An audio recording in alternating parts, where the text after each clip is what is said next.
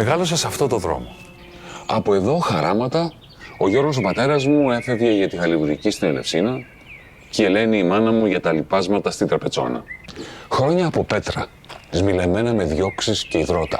Όμως το μέλλον μας φαινόταν του χεριού μας. Η ελπίδα φύτρωνε σαν αγριολούλουδο παντού. Χρόνια τώρα, με το ΜΕΡΑ25 ταξιδεύω σε όλη την Ελλάδα. Δεν βγαίνει ο μήνας, μου λένε. Ούτε τότε έβγαινε. Αλλά τότε τουλάχιστον οι άνθρωποι τόλμαγαν να ονειρευτούν. Μείναμε στο ευρώ, αλλά μείναμε από ευρώ μονολογούν. Πώς θα κάνουμε οικογένεια?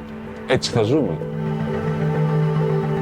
Τους απαντώ ότι όλα γίνονται, επανακτώντας όσα μας πήραν για να μας λελετούν. Γιατί σκοτώθηκαν τόσα παιδιά στα τέρμη? Επειδή μας πήραν τα τρένα, τα έσπασαν, τα κράτησαν απαρχαιωμένα για να κερδίσουν από διόδια και καύσιμα οι επενδυτές. Γιατί τα νίκια είναι απλησίαστα και οι νέοι άνθρωποι αναγκάζονται να μείνουν με τους γονείς τους μέχρι τα 40 τους. Επειδή funds και services μας βούτυξαν 1,5 εκατομμύριο διαμερίσματα και μικρομάγαζα. Γιατί ο λογαριασμός του ηλεκτρικού ρεύματος σου προκαλεί εγκεφαλικό? Γιατί κλείνει ο φούρνος της γειτονιάς? Επειδή το καρτέλ ενέργειας συνομωτεί εναντίον μας. Γιατί οι τραπεζικοί υπάλληλοι απολύονται την ώρα που οι τράπεζες χαρατσώνουν και οι μετοχές τους πηγαίνουν στα ουράνια?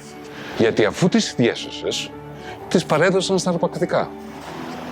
Γιατί τα σούπερ μάρκετ κερδίζουν τόσα την ώρα που εσύ αγοράζεις λιγότερα?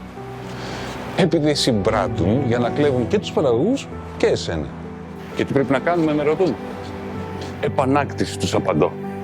Επανάκτηση υποδομών ενέργειας, λιμανιών, σιδηροδρόμων, αεροδρομίων, κόκκινων δανείων για να μένει ο πλούτος εδώ, στους πολλούς.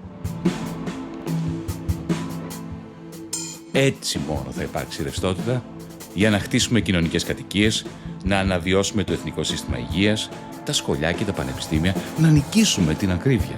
Τότε με διακόπτουν. Πάλι τα ίδια. Πάλι η ελπίδα που καταλήγει σε κλειστές τράπεζες, αναστάτωση, σε άλλη μια συνθηκολόγηση.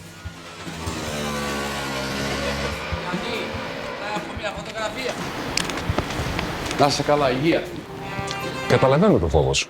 Όμως όσο φοβάσαι, θα μας πάρουν και αυτά που δεν μας έχουν ήδη πάρει. Εμείς διδαχθήκαμε το μάθημά μας.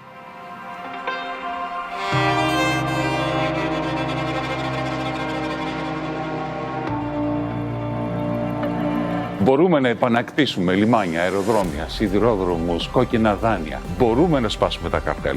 Μπορούμε να ρίξουμε τον ΦΠΑ από το 24% στο 15%. Άλλα κόμματα, άλλοι πολιτικοί θα μιλήσουν προεδρευτικά για όλα αυτά. Εσύ πρέπει να σκεφτείς. Δουλεύουν για σένα ή για άλλους? Γιατί όσα προτείνει το ΜΕΡΑ25 έχουν ήδη εφαρμοστεί με επιτυχία αλλού. Εκεί που ο κόσμος πίστεψε στη δύναμή του.